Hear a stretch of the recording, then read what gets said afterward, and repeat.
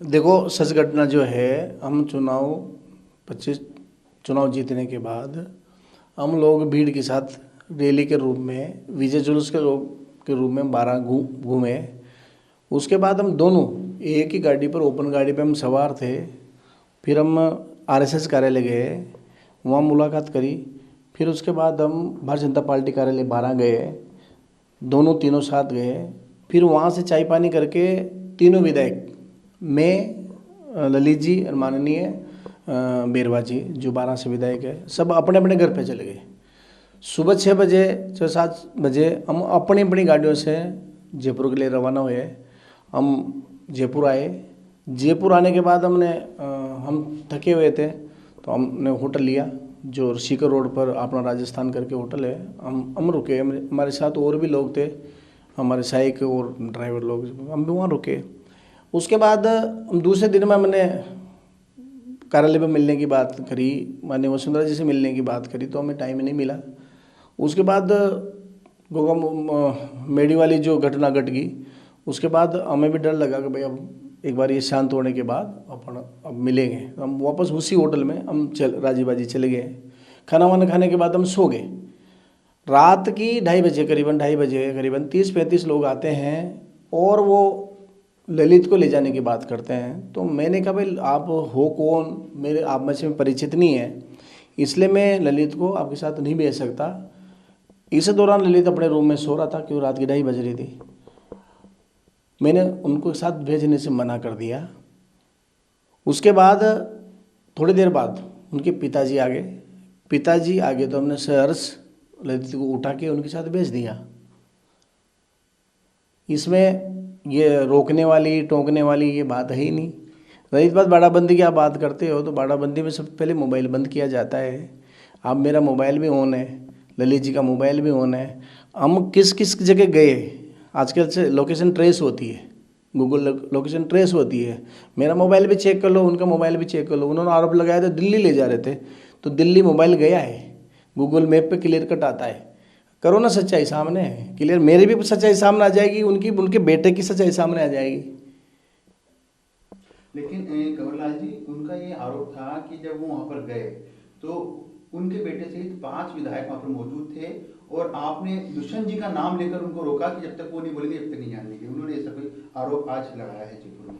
देखो, उनके पिताजी को कोई नहीं रोका।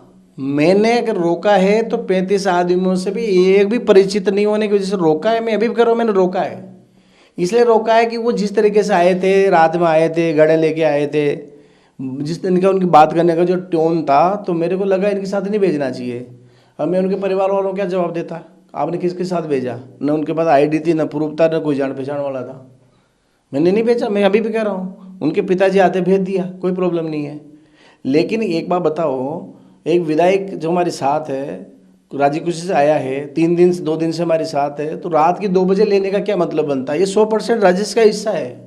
कोई प्लानिंग है पूरी, तुम ऐसे जाके करना, ऐसे जाके करना, ऐसे जाके मीडिया को बोलेंगे। अगर ऐसा होता, अगर मैं रोकता, बाड़ाबंदी करता, सबसे पहले एफआईआर देते, एफआईआर पुलिस आती, पुलिस बयान लेती, ललित किसके साथ जाना चाहता है, किसका रहना चाहता है, वो बयान देते। ऐसे तो कोई बात हुई नहीं। ये साजिश किसकी लग रही है आपको? इसके पीछे हाथ किसका लग रहा है? ये सीधे सीधे हेमराज जी है, हेमराज जी के दिमाग की उपज है। अगर ये बयान ललित जी देते तो फिर भी कुछ बात होता। जो हमारे साथ है वो बात करे तो बात जमने वाले बात है। हेमराज जी ने सीधे तौर पर इसमें दुष्यंत जी का नाम लिया है। दुष्यंत जी का, माने सांसद मोदी का नाम लेना पहले सरासर गलत है सर। वो तो संसद चल रही है, वहाँ है, उनकी लोकेशन ली जा सकती है, मोबाइल देखा जा सकता है, वीडियो कैमरा देखा जा सकता है। और मेरी इस पीरियड में दुष्यंत सिंह जी से मेरे 2 मोबाइल है, 2 में 4 सिम है। आप मेरी कॉल डिटेल निकालो, मोबाइल ले जाओ। मैं कहता हूँ, मैं जो चाहे जो अधिकारी मेरे से ले जा सकता है, जांच करा सकता है। इस पीरियड में सांसद महोदय से मेरी किसी रूट पर बात हुई नहीं न, न हाँ। और आप है ना, सच बात का पता करने के लिए कराओ नार्को टेस्ट मेरा, और कराओ हेमराज जी का नार्को टेस्ट, किस में सच है क्लियर पता लग जाएगा। इससे बड़ी जांच नहीं होती है हिंदुस्तान में, आप जांच करा लो। आज एक बयान और दिया है उन्होंने इसी दौरान। उन्होंने कहा कि जब ये पूरा घटनाक्रम परसों रात को हुआ एक रिसोर्ट में, सीकर रोड में, तो उस दौरान उन्होंने पार्टी के पदाधिकारियों को भी कहा, पार्टी के अध्यक्ष जो है राजस्थान के वो भी वहां पर आए। क्या ऐसा हुआ था?